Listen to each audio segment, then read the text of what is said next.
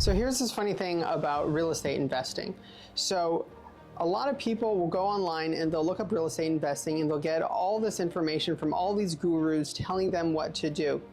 What's funny is almost no one giving this advice will say anything ever about how to manage your properties. They'll talk about bank loans and finding the right city and stuff like that.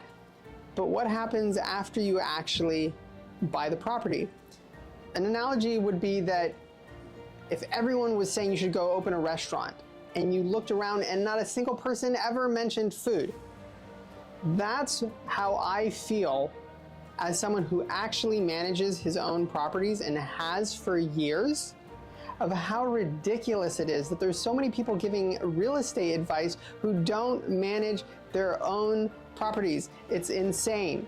You are starting a business. You need to understand how that business works. 50% of property managers suck.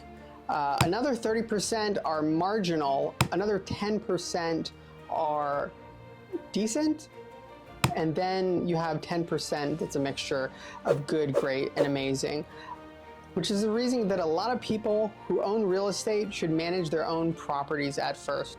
They probably can't financially afford to have a property manager anyways, and it's actually not that hard. It's a lot of work, but it is not complicated. You can absolutely learn to manage your own properties, and you should. Here's just one of about 1,000 reasons that you should consider running your own rental properties.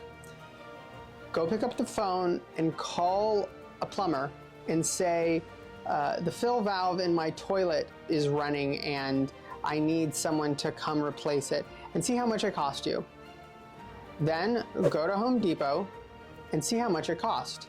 It takes about 10 minutes to replace this part, and it costs like $12, and a plumber is going to charge you $250 or something like that.